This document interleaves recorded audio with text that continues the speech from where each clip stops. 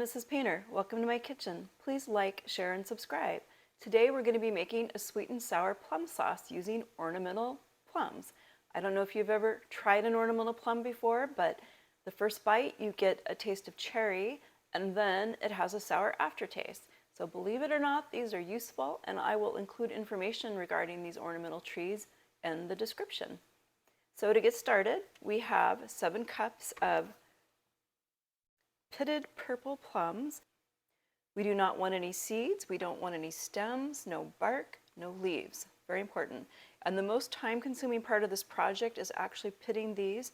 So I recommend doing this prep the day before you start your project. We'll go ahead and put this on the blender and give this a little bit of a spin. So because these purple plums were frozen, I picked them in May with my friend and then I froze them. They're not quite as staining as they would be as if it was a fresh plum, but you probably don't want to wear white when you're working with this. Okay, I'm adding the onions in, and that's 3 cups of onions, and let's go ahead and puree that a little bit as well.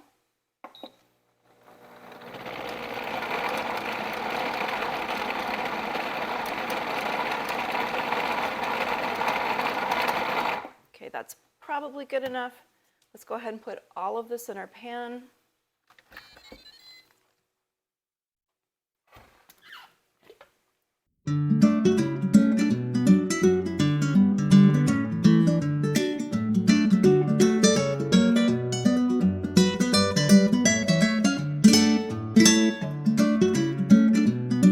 And let's turn our burner on. I'm going to put this on medium heat.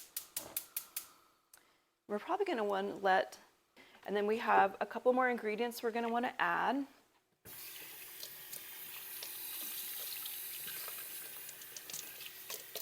We need to add 2 cups of sugar. Usually I use brown sugar, but since I don't have a lot of brown sugar in the pantry today, I'm going to combine it with some white sugar.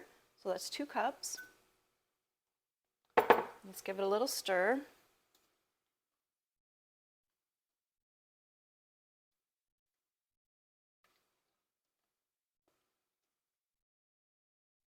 And we have 3 cloves of minced garlic. Let's add that in at this time.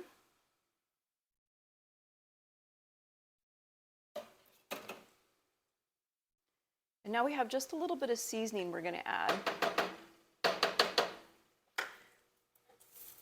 So this is pretty easy. We're going to do a teaspoon of our Redmond Ancient Sea Salt.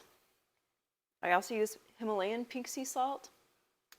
I avoid the iodized salt in my canning. And we're going to do a teaspoon of cinnamon. And I buy my cinnamon in bulk, so I have it in this handy shaker.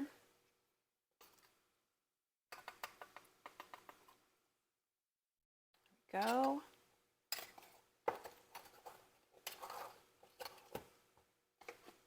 And next we're going to do our allspice. We need a teaspoon of our allspice. And this doesn't quite fit, so let's measure it over this bowl. Try not to get it all over the counter. Oops. There we go, teaspoon of allspice. We need a teaspoon of pepper.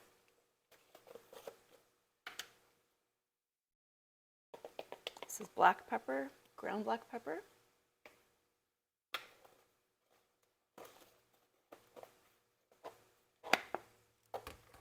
Let's go ahead and give this a little bit of a stir to combine it.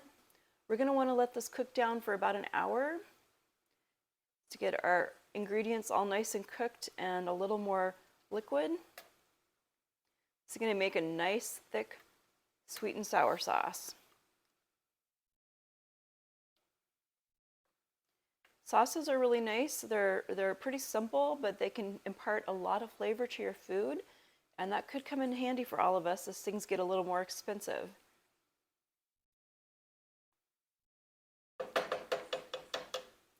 Okay, we'll check back in an hour. All right, let's go ahead and start ladling our sauce into our jars, and let's just pull our jars a little closer if we can here. While this was cooking down, I washed the jars and the rings and the lids. Got that ready. We have our canning funnel here, which makes this all so much easier.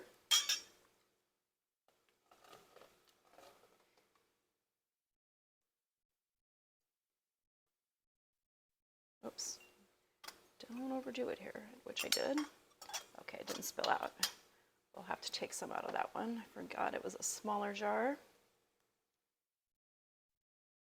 These canning funnels, you can fill just under the lip of the funnel that's sticking in the jar, and that'll help you avoid doing what I just did there with overfilling the jar. You always want to leave some headspace. It's really important for jar sealing. You don't have your content of your sauce coming up out of the jar in the processing, which will break your seal.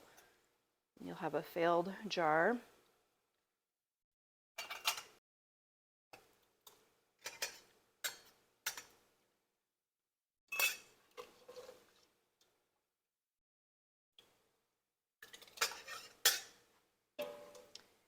And I'm getting a little messy today, so we will be sure to do a good job of wiping the rims of our jars off. And let's get a pot holder here to get the last of this out into our jar. Makes it a little easier. And everything's hot. You always want to use pot holders so you don't burn yourself.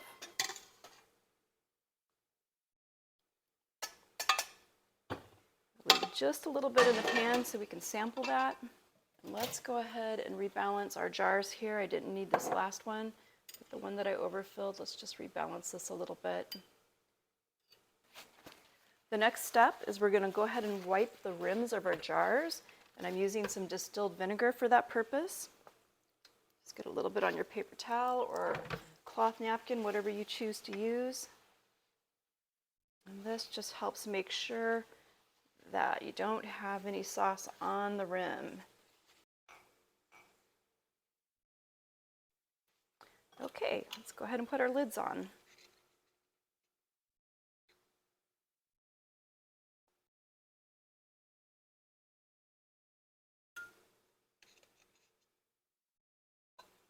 I have both wide rim and regular rim jars.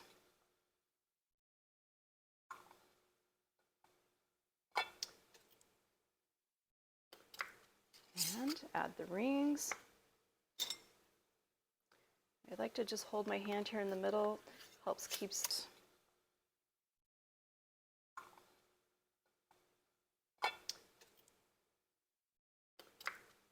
and add the rings. I like to just hold my hand here in the middle, helps keeps the lid from moving too much. I think that improves your odds of having everything line up or having a good seal. The next thing we're going to want to get is our canning tongs to lower our jars into our pressure canner. These things are a must for safe canning. We're ready to go ahead and put these in our canner.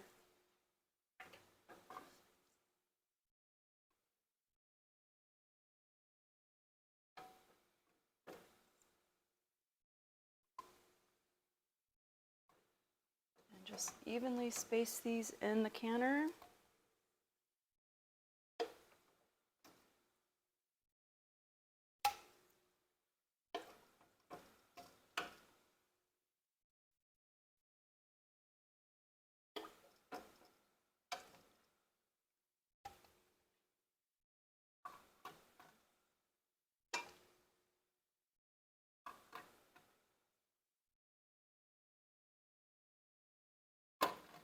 All right, our next step is to go ahead and put the lid on the canner.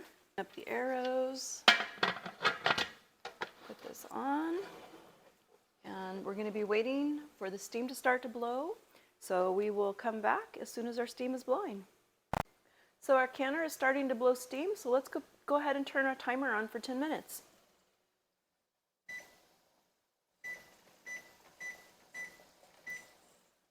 And we'll be back in 10 minutes. Our 15-pound rocker is starting to rock. Let's go ahead and set our timer for 30 minutes. The absolute safest guide to use with the canner pressure is to use the rocker because that always works no matter what. The gauge is good. It kind of helps you see when the pressure is coming down. Although if you wait an hour or two before you mess with the lid, usually the pressures all come down anyway. The other thing that's nice about the gauge is it helps you watch to make sure that your heat is not going into the danger zone. I find with these big pressure canners that medium heat on a big burner works pretty well. So we will be back in 30 minutes when this is done. Alrighty, our timer's going off. Turn the heat off. Good, because this house is actually heating up a little bit. So this sauce turned out really great. Let's go ahead and try a spoon of it. Really good. I'm making my husband sweet and sour tonight. He's gonna love it.